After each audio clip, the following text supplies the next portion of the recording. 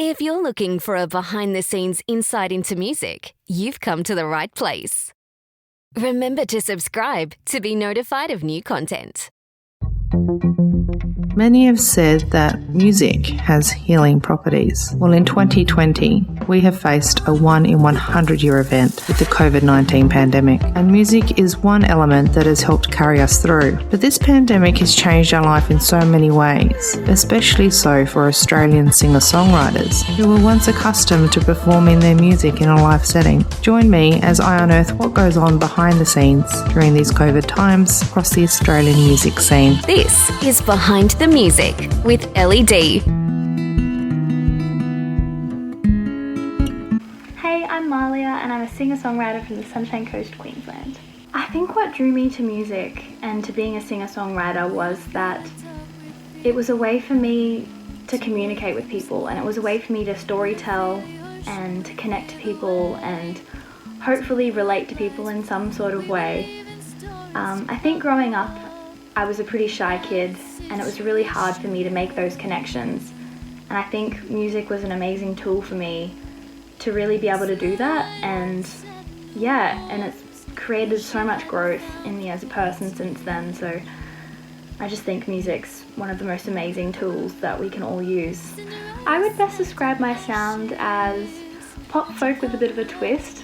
I grew up listening to a whole lot of genres and singing classical music actually, so I think that all kind of makes who I am. I think when I first started, like when I was 10 or 11, I was writing music and I was like, oh yeah, by the time I'm 18 I'm gonna be famous, like I'm gonna be the next Hannah Montana. But I think the older I grew, the more I realized that it takes a lot of hard work, no matter who you are. And I think working for that and really honing up on my skills and just even little things, practicing all the time, it kind of made me realize that there's way more that goes into it than a lot of people think. And I think also my expectations have changed over the years, so now I prioritize connecting with people more, and I prioritize just being able to have fun and to make people feel. So I think everything just changes as your perspective does, and I don't think there's any good or bad, it's just all different. And I haven't had too many experiences with community radio just yet, because I haven't actually released anything properly. When I was 15 or 16, I released one of my first singles,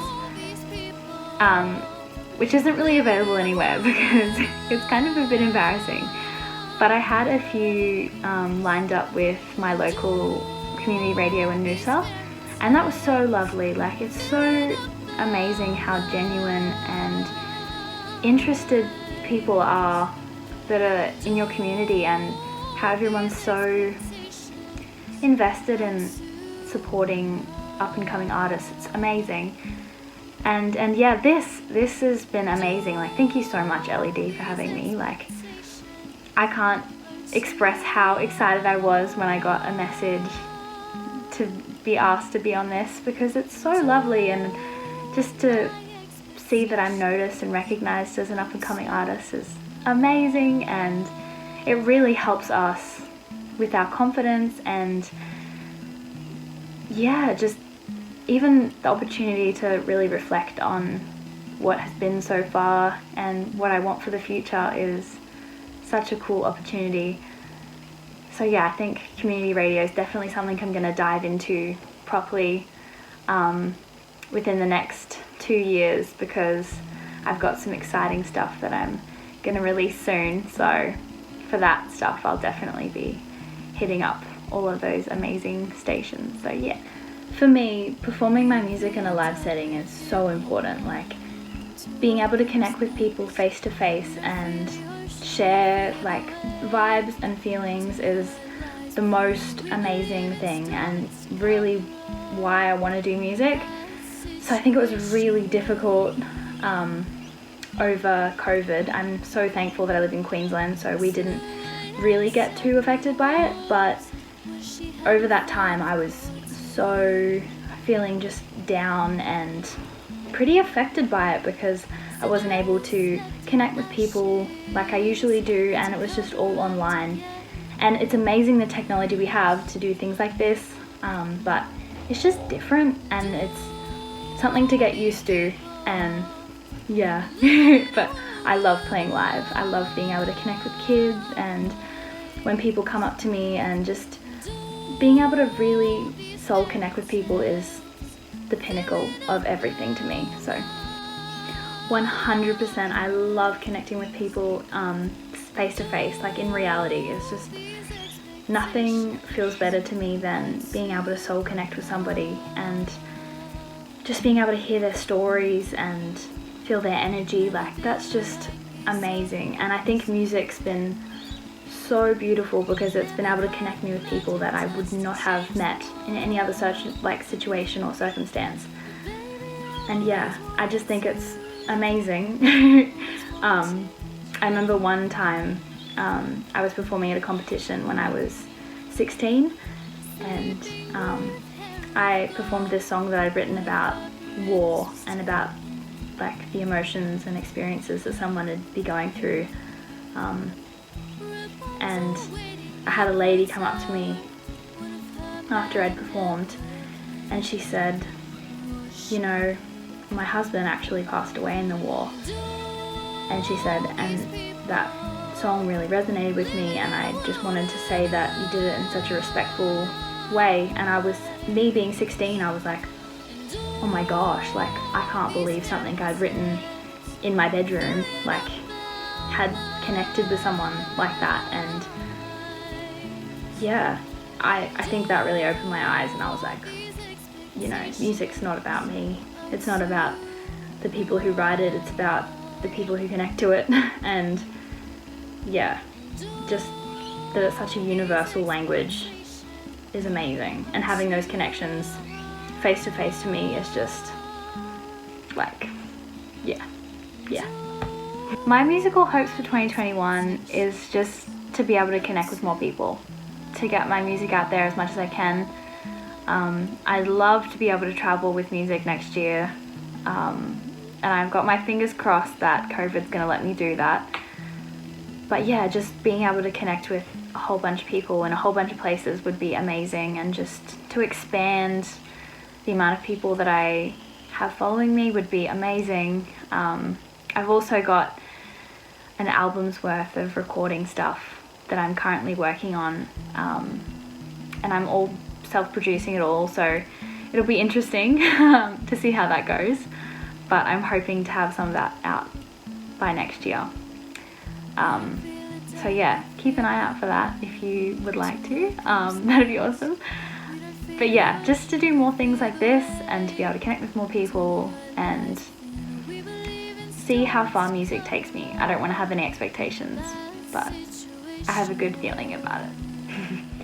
Before COVID, I really had no online presence. Like, I would just use it to promote my gigs and to share my music with like family and friends.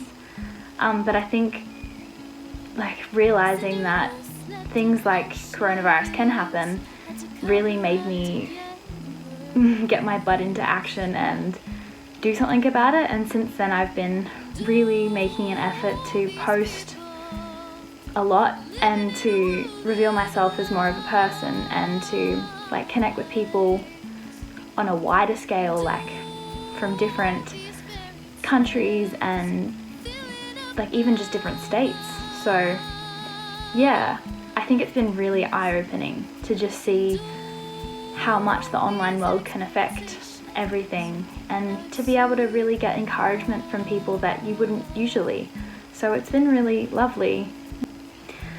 I think choosing one moment to be the biggest highlight of my career is really difficult. Like, for me, it's all the little things that really mean the most to me.